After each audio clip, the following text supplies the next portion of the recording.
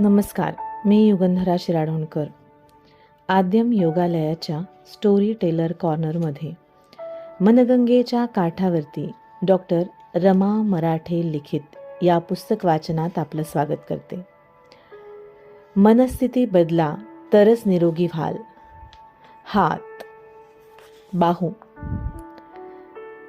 जीवन अनुभवांना सामोरं जाण्याची आपली क्षमता आणि समर्थता याचं प्रतिनिधित्व आपले बाहू करतात. या बाहूंनी आपल्या प्रिय व्यक्तीला मिठी मारतो. मग असं प्रेम आपण जीवनावरही करायला हवं ना?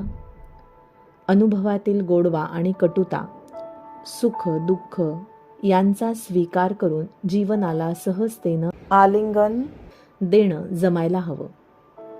हाताचा वरचा भाग समर्थता दर्शवतो, तर खालचा भाग आपली क्षमता दर्शवतो. आपण पूर्वायुष्यातील जुन्या भावनांची साठवण जणू आपल्या सांध्यात करीत असतो.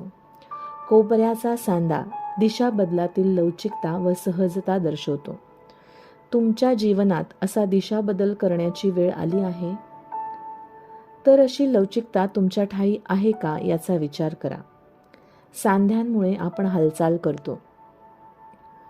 सांधे दुखायला लागले तर विचार करा, तुम्ही भावनिकदृष्ट्या कोणत्या एखाद्या विशिष्ट ठिकाणी अडकून पडला तर नाहीत ना? तुमच्या पूर्वायुष्यातील भावनांनी, भूतकाळातील कोणत्या भावनांनी तुमचा वर्तमान काळ असा थिजवून टाकला आहे? विचार करा. हाताचा पंजा. हाताचा पंजा, बोट यांनी आपण वस्तू धरतो, पकडतो, आवळतो. कधी वस्तू निसटतात, कधी आपण फार वेळ धरून ठेवतो. आपण बोलतानाही कसे शब्द प्रयोग करतो पहा. तो माझ्या हाताशी असेल तर मला चिंता नाही. तो माझा उजवा हात आहे. तिचा हात सढळ आहे. त्याचा हात नेहमी वर असतो. त्याच्या हाताला गुण आहे. तिच्या हाताला चव आहे. तिच्या हातात कला आहे.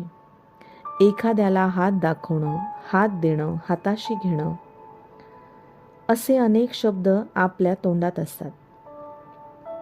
एखादी गोष्ट, काम आपण हाताळू शकतो किंवा हाताळू शकत नाही. काम हातावेगळं करतो, हात मिळवणी करतो, मदतीचा हात पुढे करतो. कुणाचे हात थकले म्हणतो तर कुणाच्या हातात दम असतो. काही जणांचे हात मृदू असतात तर काहींचे घट्ट, रुक्ष, कडक.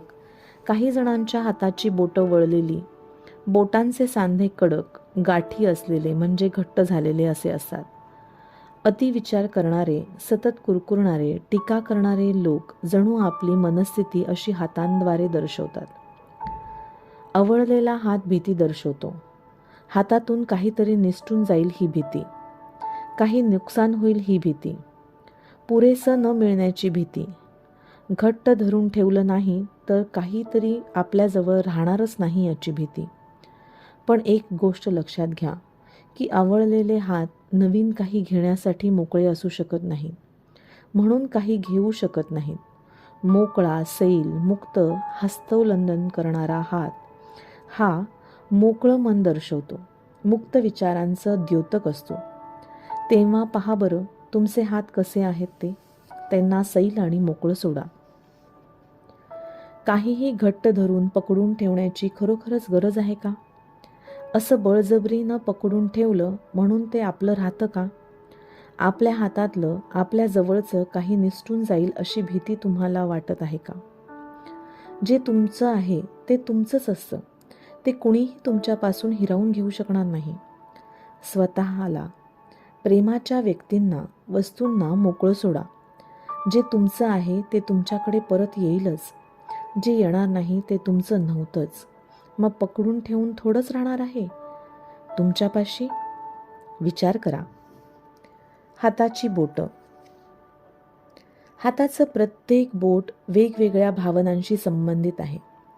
तुमची तर्जनी दुखावली गेली, कापली गेली तर समजा सध्या असं काहीतरी घडतंय ज्याचा संबंध तुमच्या आत्माभिमानाशी आहे. मीपणा दुखावला गेला आहे. तो जखमी झाला आहे म्हणून तुम्ही संतापला आहात. तर्जनी मीपणा, आत्माभिमान आणि भय दर्शवतो. मधलं बोट राग आणि लैंगिकता दर्शवतं. जेव्हा तुम्हाला राग आला असेल तेव्हा मधलं बोट थोडं दाबून धरा. राग निश्चित निवळेल. पुरुषांनी उजव्या हाताचं व स्त्रियांनी डाव्या हाताचं मधलं बोट धरावं.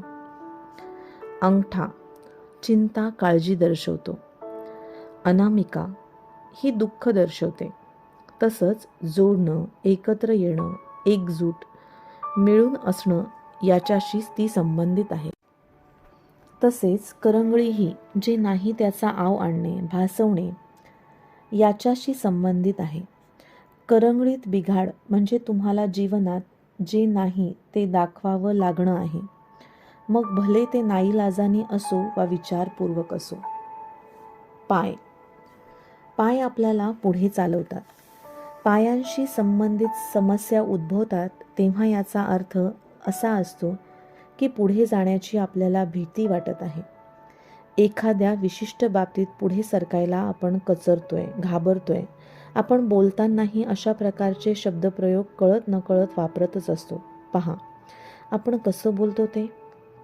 त्याची वाटचाल वेगाने चालली आहे. व्यवसायात त्याची धाव मोठी आहे. तू त्याच्या पायात पाय अडकवू नकोस. ती मांजर पावलांनी आत आली. तो धीम्या चालीने पुढे सरकतो आहे. तो त्याच्या व्यवसायात पाय रोवून उभा आहे. काळजीपूर्वक पावलं टाकायला हवीत. ती गोष्ट मिळवण्यासाठी तितक्या चालीने चालावं लागेल. इथे वाकड्या चालीने चालावं लागतं. तुम्हाला एखादी गोष्ट करायची इच्छा नसेल तर पायाच्या छोट्या तक्रारी उद्भवतात आणि तुमचं त्या दिशेने जाणं रोखतात. व्हेरिकोज व्हेन्स फुगलेल्या शिरा काय दर्शवतात?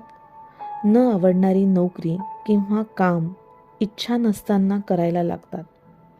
नीला अशुद्ध रक्तवाहिन्या फुगतात कारण त्याचं रक्त पोहोचवण्याचं काम त्या योग्य प्रकारे करू शकत नाहीत. जीवनात सुद्धा आनंद, सुख किंवा जबाबदारी काम आपण आनंदाने वाहून नेऊ शकत नाही तेव्हा नीला फुगतात. आपण वाहून नेऊ शकत नाही तेव्हा असा आजार उद्भवतो. जाड मांड्या काही व्यक्तींच्या मांड्या खूप जाड असतात. एकमेकांवर घासून त्रास होतो. आग, चुरचुर, वेदना, त्वचा सोलली जाणं असं होतं आणि मग चालायला येत नाही. लहानपणीच्या संतापजनक घटना अजूनही मनात धुमसत असतील तर हे घडतं. त्रासदायक भूतकाळाचं ओझं मनावर घेऊन चालणारा माणूस आयुष्याची वाटचाल आनंदाने कशी काय करू शकेल? विचार करून पहा. ज्या दिशेने तुम्हाला जायचं आहे त्या दिशेने तुमची वाटचाल होते आहे का? गुडघे गुडघ्यांचा संबंध मानेसारखाच लवचिकपणाशी आहे. गर्व, अभिमान, हट्टीपणा, दुराग्रह बाळगणारी माणसं लवचिक नसतात. तो कुणासमोर वाकत नाही. त्याने त्याच्यासमोर गुडघे टेकले असे वाक्प्रचार आपण वापरतो. म्हणजेच गुडघ्याचा संबंध मीपणाशी आहे, स्वाभिमानाशी आहे. तसा दुराग्रहाशीही आहे. जीवनात वाटचाल करताना आपल्याला कधी बदलण्याची, वळण्याची, वाकण्याची भीती वाटते. मग सांधे घट्ट होतात. पुढे तर जायचं असतं पण मार्ग बदलायचा नसतो. जुन्या अंगवळणी पडलेल्या पद्धतीने चालावं असं वाटतं. नवी पद्धती, नवा मार्ग स्वीकारण्याची भीती वाटते. मग गुडघे धरतात, वाकत नाहीत. माणूस ताठच्या ताठ. एकंदरीत गुडघ्याचा संबंध हा असा मीपणाशी आहे आणि म्हणूनच गुडघेदुखी सुरू झालीच तर ती बरी व्हायला खूप वेळ लागतो. गुडघे ठीक होण्यासाठी आपला दुखावलेला आत्मगौरव ठीक व्हायला हवा. याचा संबंध माझं बरोबर आहे, मी म्हणतो ते बरोबर आहे या भावनेशी देखील आहे. यापुढे कधीही तुम्हाला गुडघ्याबाबत समस्या उद्भवेल तेव्हा स्वतःला एक प्रश्न विचारा. कोणत्या बाबतीत तुम्ही वाकणं नाकारताय? मी म्हणतो तेच बरोबर असं वागताय. तुमचं बरोबर असलं तरी कधी परिस्थितीपुढे नमतं घ्यावं लागतं. याला मनाची तयारी नसते. पण महापुरे झाडे जाती तिथे लवाळे वाचती हे विसरला आहात का? विचार करा म्हणजे समजेल गुडघे का दुखतायत. आत्माभिमान दुखवलाय, दुराग्रहीपणा, हट्ट सोडा, मग पहा गुडघे आपोआप बरे होतील. मन लवचिक बनवा. यासाठी परिपक्व मनाचा मित्र, ज्येष्ठ अनुभवी व्यक्ती, काउन्सलर यांच्याशी चर्चा, पुष्प औषधी, योगासन, ध्यान, अध्यात्म अशा अनेक गोष्टींची मदत घ्या. कारण जीवन हा प्रवाह आहे, तो वाहत राहिला पाहिजे. यासाठी मन लवचिक असायला हवं. लवचिक मनाची माणसं परिस्थितीच्या बदलत्या वाऱ्याबरोबरही आनंदी राहतात. पावलांचा संबंध जीवनाला आणि स्वतःला समजून घेण्याशी आहे. जीवन विशाल आहे, हे समजून घ्या. भूतकाळ, वर्तमानकाळ, भविष्यकाळ याबाबत चुकीच्या समजुती मनातून काढून टाका. लहान मूल पहा कशी नाचऱ्या पावलांनी इकडे तिकडे चोहीकडे फिरत असतात. कारण मन मुक्त असतं. त्यांच्या मनाचे दरवाजे नव्या अनुभवांसाठी सताड उघडे असतात. भविष्याबद्दल आशा मनात असते. भूतकाळातील दुःखद अनुभवांचा गाठी मनात नसतात. वर्तमान काळात ती आनंदाने बागडत असतात. या उलट अनेक वृद्धांना कुठे जावं हे कळत नसतं. जगाबरोबर बदलण्याची मनाची तयारी नसते. कसे तरी अडखळत जुन्या समजुतींना घट्ट धरत चालत असतात. सावकाश चालणं देखील त्यांना वेदनादायक वाटतं. सांधेदुखींचं काय कारण? त्यांच्या मनात डोकावून पहा, नक्की कळेल. स्वतःची विचारपूस करा. मनात काय आहे, कुठे खुपतंय, कुठे टोचतंय हे जरा जाणून घ्या. नकारात्मक भावनांचा निचरा करा. मनस्थिती बदला, तरच निरोगी व्हाल. आद्यम योगालयाच्या स्टोरी टेलर चॅनलला लगेच सबस्क्राईब करा. मग नक्कीच पुन्हा भेटूया मनगंगेच्या काठावरती.